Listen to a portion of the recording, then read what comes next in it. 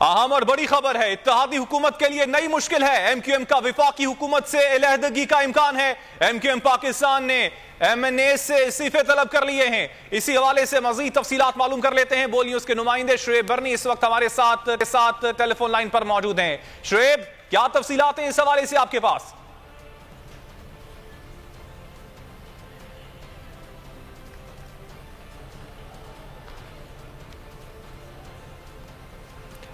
Update कर रहे हैं आपको, इत्तेहादी हुकूमत के लिए नई मुश्किल खड़ी हो गई है। एमक्यूएम का विफाकी हुकूमत से अलहदगी का इम्कान जाहिर किया जा रहा है। एमक्यूएम पाकिस्तान ने एमएनए से इस्तीफे तलब कर लिए हैं। आपको मजीद बताएं कि खालिद मकबूल सिद्दीकी की जानिब से आज रात अहम ऐलान भी मुतवक्के है।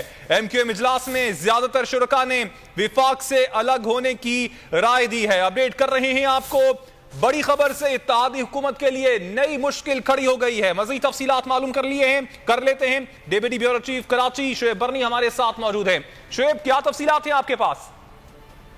मुत्तहिदा कौमी मूवमेंट की जानिब से एक अहम इजलास तलब किया गया है, जो कि हैदराबाद में तलब किया गया है। वफाकी हुकूमत से जुदा होने के हवाले से जो अरकान राब्ता कमेटी हैं उनसे राय तलब की गई है, लेकिन हतमी फैसला जो है वो खालिद मकबूल सिद्दीकी जो कि एमक्यूएम पाकिस्तान के सरबराह हैं वो करेंगे। लेकिन इस वक्त हमें जो इत्तलात मिल रही है, ज़राए का ये दावा है कि मुताद्दिद अरकान कमेटी जो है उन्होंने हिमायत की है कि वफाकी हुकूमत से जुदा हुआ जाए, क्योंकि जब कराची में बल्दियाती इलेक्शन से कबल एमक्यूएम का जो मुतालबा है कि हल्का बंदियों का मामला खत्म किया जाए वो खत्म नहीं हो रहा। तो इस बात पे हैदराबाद में एमक्यूएम पाकिस्तान का इजलास होगा जिसमें ये फैसला किया जाएगा, जिसमें अरकान कौमी असम्बली से भी इस्तीफे तलब किए गए हैं। जो एमक्यूएम पाकिस्तान के अरकान कौमी असम्बली हैं जिनमें अमीनुल हक हैं, इसके अलावा फैसल सब्जवारी हैं, उनको भी खास तौर पर बुलाया गया है, क्योंकि अगर एमक्यूएम पाकिस्तान वफाकी काबीना और हुकूमत से अलहदा होती है तो फिर पीडीएम का हुकूमत कंटिन्यू रखना भी मुश्किल हो जाएगा। एमक्यूएम पाकिस्तान की जानिब से आइंदा 24 घंटों में इंतहाई अहम ऐलानात मुतवक्को हैं और एमक्यूएम ने आने वाले दिन में कल पीआईबी कॉलोनी के इलाके में अपना वर्कर्स का कन्वेंशन भी रखा है, क्योंकि आज 12 बजे के बाद इलेक्शन कैंपेन खत्म हो जाएगी बल्दियाती इलेक्शन की वजह से। लेकिन जैसे ही ये तब्दीली तेजी के साथ आ रही है, इजलास में हुकूमत छोड़ने से मुताल्लिक दीगर ऑपरेशंस पर भी एमक्यूएम गौर करेगी। और एमक्यूएम पाकिस्तान ने जो है कल जो पीआईबी कॉलोनी के इलाके में जो केएमसी ग्राउंड है वहां पे जनरल वर्कर्स इजलास तलब कर लिया है। इस इजलास में भी खालिद मकबूल सिद्दीकी और जो एमक्यूएम के दीगर सीनियर रहनुमा है वो मशावरत के बाद ऐलान करेंगे। एमक्यूएम की जानिब से ये बिल्कुल चीज जेर गौर आ गई है कि वफाकी हुकूमत से अलहदगी इख्तियार की जाए, जिसके बाद वफाकी हुकूमत का चलना भी खतरे में पड़ सकता है। जी अच्छा शुएब, आपसे जानना चाहेंगे, एक तो एमक्यूएम के मजमूई तौर पर एमएनएस की तादाद कितनी है, इस हवाले से बताइएगा। दूसरा, क्या अब इस्तीफे के हवाले से जब इनके दरमियान बातचीत चल रही है तो जो हुकूमत है उसकी जानिब से भी राब्ता किया गया है एमक्यूएम से? जी देखें, गुज़िश्ता रोज भी आसिफ अली जरदारी, बिलावल भुट्टो जरदारी ने फौरी तौर पे एमक्यूएम को मनाया था जब उन्होंने एहतजाज की धमकी दी थी कि हम शारे फैसल पे एहतजाजी मुजाहरा करेंगे। खालिद मकबूल सिद्दीकी ने जो प्रेस कॉन्फ्रेंस की थी उसमें ये बात उन्होंने अंदिया दिया था कि 15 तारीख को अगर इलेक्शन होता है तो हम पुरानी हल्का बंदियों के मुताबिक होगा, जिसमें तब्दीलियां की गई थी वो नहीं होंगी तो हम इलेक्शन लड़ेंगे, वरना हम फिर लड़ेंगे। तो ये बात एमक्यूएम वाज़े दो टोक मौक़िफ़ में कह चुकी है। और अब जब एमक्यूएम के तमाम धड़े एक हो गए हैं, पाकिस्तान ज़मीन पार्टी भी उनके साथ शामिल है, एमक्यूएम के जो वुज़रा हैं, एमक्यूएम की जो काबीना के अरकान हैं, जो एमक्यूएम के जो तंजीमी मामला चला रहे हैं, वो इस चीज़ पे संजीदगी से अपनी राय दे चुके हैं खालिद मकबूल सिद्दीकी को कि वफाकी हुकूमत से अलहदा हुआ जाए। बल्कि कल प्रेस कॉन्फ्रेंस के दौरान डॉक्टर फारूक सत्तार तो एक मरतबा ये चीज बोल भी चुके थे कि अब हमें वफाकी हुकूमत से बाहर आ जाना चाहिए, जिसके फौरी बाद हमने देखा था कि खालिद मकबूल सिद्दीकी ने उन्हें टोका था और कहा था कि फारूक भाई अभी पॉलिसी स्टेटमेंट जारी ना करें। तो ये चीज एमक्यूएम के हलकों में कल से ही चल रही थी।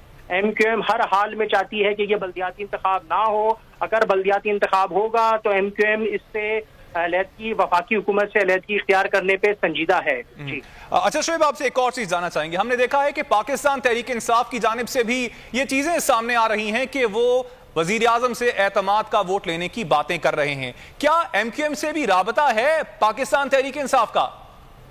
جی دیکھیں بالکل، کیونکہ ہر سیاسی جماعت اس وقت رابطے میں ہے، جوڑ توڑ لگے ہوئے ہیں، لیکن ظاہر سی بات ہے اس وقت ایم کیو ایم کی جو پوزیشن ہے وہ اس وقت ڈیسائیڈنگ سچویشن ہے. اگر M Q M P D M government سے باہر آتی ہے تو پھر پی ٹی آئی کا جو پریشر ہے وہ اور زیادہ بلڈ ہو جائے گا، اور پھر پی ڈی ایم کے لیے اپنی گورنمنٹ کو بچانا بھی مشکل ہو جائے گا. لیکن اس تمام صورتحال میں اب دیکھنا یہ ہے کہ آصف علی زرداری کیا ایکشن پلان بناتے ہیں، کیونکہ گزشتہ روز ان کے ہی ایکشن پلان کے بعد سی ایم ہاؤس میں رات گئے ایم کیو ایم کے وفد اور پیپلز پارٹی کا جو وفد ہے جو کہ سندھ حکومت کا حصہ ہے اس کے مذاکرات ہوئے تھے، اور اس کے بعد کوئی پریس کانفرنس یا میڈیا ٹاک بھی نہیں ہوئی، بلکہ ایم کیو ایم کا وقت وہاں سے خاموشی سے میڈیا سے بات کرے بغیر رات گئے 3 بجے کے قریب وزیر اعلیٰ ہاؤس سے چلا گیا، اور اس کے بعد نوٹیفیکیشن جاری ہوا. لیکن پھر جس طرح سے آج الیکشن کمیشن نے آرڈر کیا کہ کراچی اور حیدرآباد اور جو دادو میں جو بلدیاتی انتخابات رات گئے سندھ حکومت ملتوی کرنا چاہ رہی تھی، وہ ملتوی نہیں ہوں گے بلکہ وہ الیکشن ہوں گے. تو اس کے بعد یہ آج دن میں ڈیولپمنٹ آئی ہے. جماعت اسلامی پاکستان، تحریک انصاف، تحریک لبیک پاکستان یہ چاہتے ہیں کہ یہ بلدیاتی الیکشن ہو اور فوری طور پہ ہوں، لیکن متحدہ قومی موومنٹ کا اس پہ کلیئر اسٹانس ہے کہ یہ بلدیاتی الیکشن نہیں ہونا چاہیے، کیونکہ حلقہ بندیاں کراچی، حیدرآباد اور جو دیگر اضلاع ہیں وہاں پہ غیر قانونی طور پہ انہوں نے کہا ہے کہ کی گئی ہیں، اور جو کراچی کی 246 یونین کمیٹیز ہیں ان میں سے 73 یونین کمیٹیز پر ایم کیو ایم نے اعتراض آلریڈی اٹھایا ہوا ہے. آج ایم کیو ایم کے بیرسٹر فاروق نسیم کی جانب سے بھی جو بات کی گئی ہے وہ بھی یہی کہتے ہیں کہ یہ جو الیکشن ہے اس کو نہیں ہونا چاہیے کسی بھی صورت میں، اور ایم کیو ایم کے پاس آخری حربہ یہی ہے کہ وہ وفاقی حکومت سے باہر نکل آئے اور پی ڈی ایم کو تنہا چھوڑ دے. اچھا شعیب، ہم نے ایک اور چیز بھی دیکھی ہے کہ ایم کیو ایم اس سے پہلے بھی اپنے تحفظات کا اظہار کرتی رہی ہے، اور خاص طور پر وزیر اعظم سے بھی انہوں نے کہا تھا کہ جو پاکستان پیپلز پارٹی نے ان سے وعدے کیے ہیں ان کو پورا کیا جائے.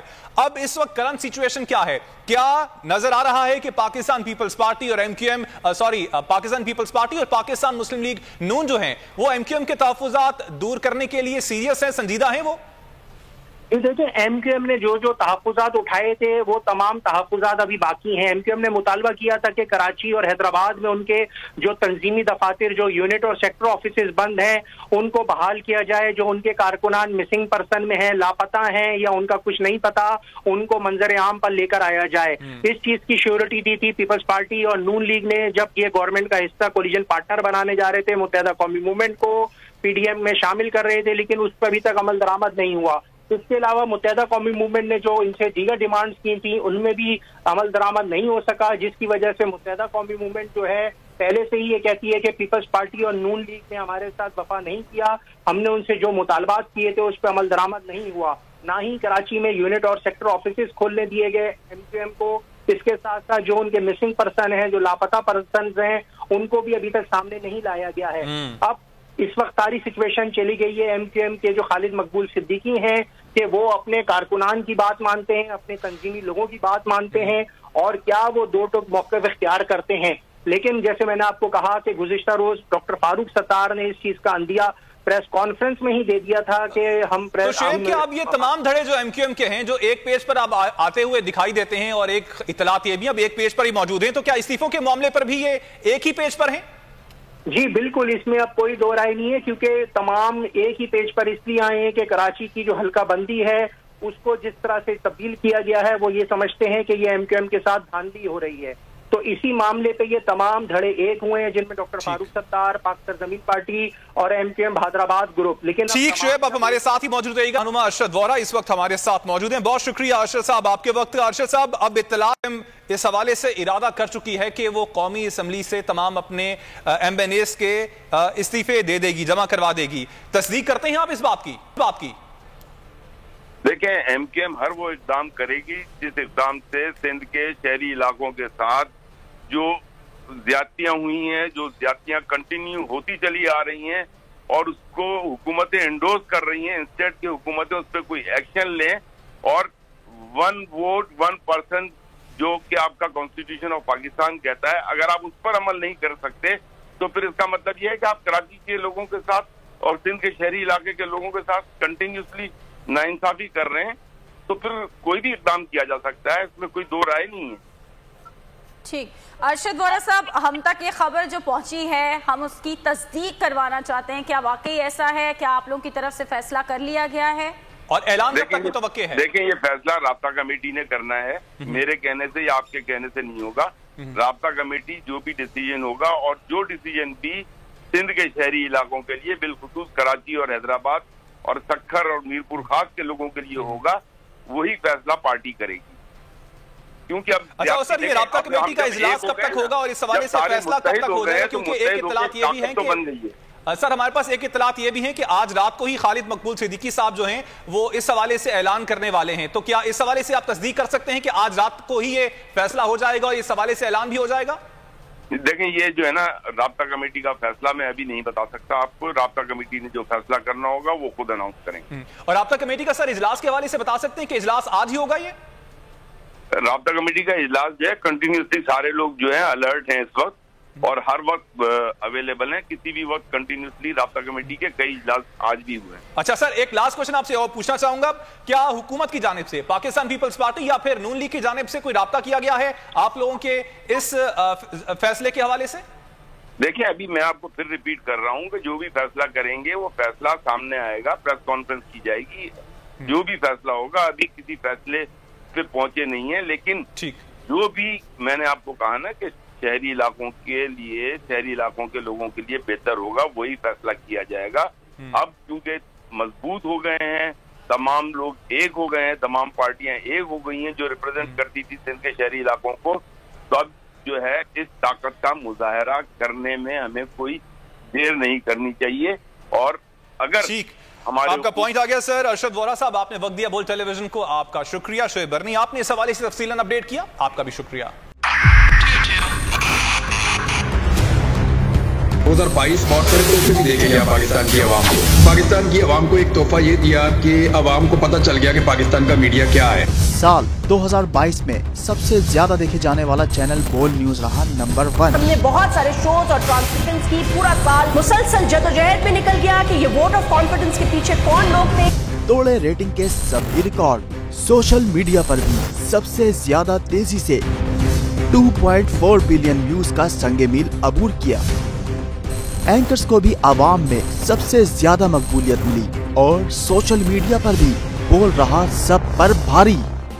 سبسکرائب کریں اور بیل دبائیں تاکہ کوئی خبر رہ نہ جائے.